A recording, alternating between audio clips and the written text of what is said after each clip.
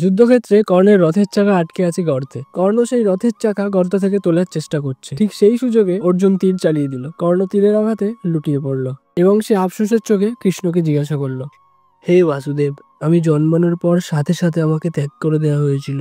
এখানে আমার কি দোষ আছে? গুরু দ্রোণ আমাকে শিক্ষা দিতে রাজি হয়নি, কারণ সে আমায় সুতপুত্র ভাবত। গুরু পরশুরাম তো আমাকে শিক্ষা তো দিয়েছিল, কিন্তু ওই শিক্ষার কি ফায়দা যেখানে আমি সেই অভিশাপটাও পেয়ে যাই যে যখন আমার সেই শিক্ষার সব থেকে বেশি দরকার হবে সেই সময় আমি সেটা ভুলে যাব। কৃষকও আমাকে অভিশাপ দিয়ে দেয় যে আমিও একদিন তীরবিদ্ধ হয়ে মারা যাব। কেন? কারণ প্রশিক্ষণের সময় আমার এক তীর তার গরুর গায়ে লেগে যায়। দ্রৌপদীর বিয়ের স্বয়ম্বরেও আমাকে অপমান করা হয়েছিল সুতপুত্র বলে। মা কুন্তি আমাকে শেষমেশ সত্যিটা বলেছিল, কিন্তু তার নিজের 5 সন্তানকে বাঁচিয়ে নেওয়ার জন্য। আমার জীবনে আমি যা কিছু পেয়েছি, যা কিছু, সব দুর্যোধনের জন্য। তাহলে আমি দুর্যোধনের দিক থেকে কেন লড়বো না? কেন যুদ্ধ করব না? দুর্যোধনের সাথ না দেওয়া কি আমার অধর্ম হবে না? কৃষ্ণ কর্ণের দিকে তাকায় আর হাসে। এবার সে বলা শুরু করে, যেখানে আমি জন্মেছিলাম সেটা একটা কালকুঠুরি ছিল। আমি জন্মায়নি ঠিক তখন থেকে আমাকে মারার প্ল্যান করা শুরু হয়ে গেছিল। জন্মানোর সাথে সাথে আমাকে মায়ের থেকে আলাদা করে দেওয়া হয়েছিল।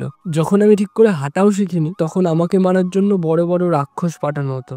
পুরো জীবন আমাকে শুনতে হয়েছে। আমার জন্য পুরো গ্রামবাসী এত সমস্যার সম্মুখীন হচ্ছে। গুরু দ্রোণের বদলে তো পরশুরাম তোমায় শিক্ষা দিতে রাজি হয়েছিল, কিন্তু আমার 16 বছর বয়সে গিয়ে আমি প্রথম ঋষি সন্দীপনীর আশ্রমে শিক্ষার সুযোগ পাই। যদি এই যুদ্ধ দুর্যোধন জিতে যায় তাহলে তুমি প্রশংসা পাবে, সম্মান পাবে, রাজ্য পাবে, কিন্তু যদি এই যুদ্ধ পঞ্চ পাণ্ডব জেতে তাহলে আমি কি পাবো? অভিশাপ আর তিরস্কার। একটা কথা ভুলো না কর্ণ, পরিস্থিতি কঠিন আমাদের সবার জীবনে আসে। দুর্যোধনের মতোই যুধিষ্ঠিরের জীবনও কঠিন পরিস্থিতিতে ভরা ছিল। যুধিষ্ঠির চাইলেই অধর্মের পথ বেছে নিতে পারত দুর্যোধনের মতো, কিন্তু সে সেটা করেনি। সমস্যা সবার জীবনে আছে।